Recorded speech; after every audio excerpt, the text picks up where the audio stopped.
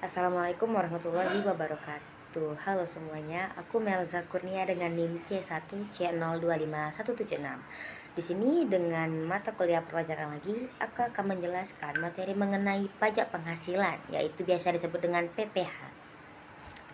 Baik, PPh itu dalam Undang-Undang Nomor 7 Tahun 1984 tentang pajak penghasilan atau PPh berlaku sejak 1 Januari 1984. Undang-undang ini telah beberapa kali mengalami perubahan dan terakhir kali diubah dengan Undang-Undang Nomor 36 Tahun 2008. Nah, Undang-Undang PPh ini mengatur pengenaan pajak penghasilan terhadap subjek pajak, berkenaan juga dengan penghasilan yang diterima atau diperolehnya dalam tahun pajak. Jadi PPh itu adalah pajak yang dikenakan kepada orang pribadi atau badan atas penghasilan yang mereka terima atau peroleh dalam suatu periode, biasanya itu dalam 1 tahun. Oke, jadi subjek pajak itu ada beberapa ya. Yang pertama ada wajib pajak, yang kedua ada warisan yang belum terbagi sebagai satu kesatuan menggantikan yang berhak, yang ketiga ada badan, yang keempat ada badan usaha tetap, contohnya saja seperti bengkel. Lalu subjek pajak ini ada yang dalam negeri dan juga luar negeri. Yang dalam negeri ini yang pertama dalam yang orang pribadi, yaitu orang pribadi yang bertempat tinggal atau berada di Indonesia lebih dari 183 hari, tidak harus berturut-turut, dalam jangka waktu 12 bulan, atau orang pribadi yang dalam suatu tahun pajak berada di Indonesia dan mempunyai niat bertempat tinggal di Indonesia. Lalu subjek pajak badan, yaitu badan yang didirikan atau bertempat kedudukan di Indonesia, kecuali unit tertentu dari badan pemerintah yang memenuhi kriterianya. Yang pertama, pembentukannya berdasarkan ketentuan peraturan perundang-undangan. Yang kedua, pembiayaannya bersumber dari anggaran pendapatan dan belanja negara atau anggaran pendapatan dan belanja daerah. Itu biasanya disebut dengan APBN atau APBD.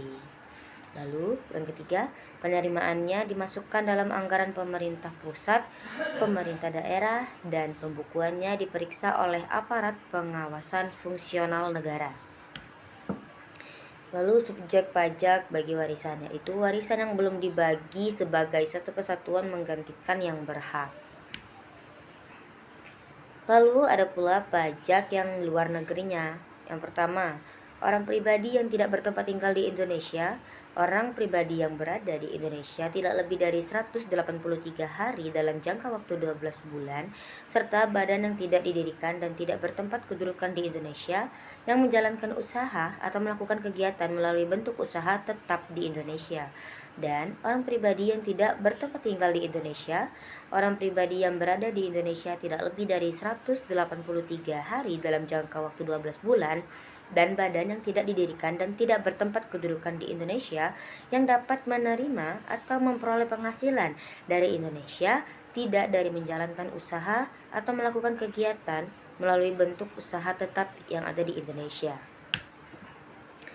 Lalu ada pula yang tidak termasuk dalam subjek pajak. Yang pertama, kantor perwakilan negara asing.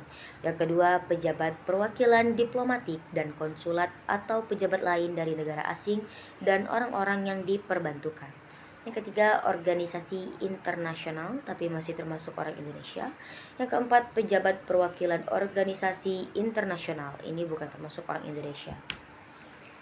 Lalu ada objek pajak. Yang menjadi objek pajak tersendiri adalah penghasilan, yaitu setiap tambahan kemampuan ekonomis yang diterima atau diperoleh wajib pajak, baik yang berasal dari Indonesia maupun dari luar Indonesia, yang dapat dipakai atau dikonsumsi atau untuk menambah kekayaan wajib pajak yang bersangkutan. Lalu yang pertama itu objek pajak berasal dari penghasilan dari pekerjaan yang dalam hubungan kerja dan pekerjaan bebas seperti gaji, honorarium, penghasilan dari praktik dokter, notaris, aktuaris, akuntan, pengacara, dan sebagainya. Yang kedua, penghasilan dari usaha atau kegiatan. Yang ketiga, penghasilan dari modal atau penggunaan harta seperti sewa, bunga, dividen, royalti, keuntungan dari penjualan harta yang tidak digunakan, dan sebagainya. Yang keempat, penghasilan lain-lain, yaitu penghasilan yang tidak diklasifikasikan ke dalam salah satu dari 3 kelompok penghasilan di atas, seperti keuntungan karena pembebasan utang, yang kedua, keuntungan karena selisih kurs mata uang asing, yang ketiga, selisih lebih karena penilaian kembali aktiva, dan yang terakhir, hadiah dari undian. Ada pula tidak termasuk objek pajak, yaitu bantuan atau sumbangan seperti zakat, lalu harta hibahan, warisan, harta seperti setoran tunai, imbalan sehubungan dengan pekerjaan, pembayaran dari perusahaan asuransi, dividen yaitu bagian laba, iuran dari dana pensiun, penghasilan yang ditanamkan dana pensiun, beasiswa. Beasiswa ini yang sudah ada syaratnya ya. Bantuan atau santunan dari BPJS. Baiklah, terima kasih atas penjelasan materi mengenai pajak penghasilan atau PPH yang telah aku sampaikan. Wassalamualaikum warahmatullahi wabarakatuh.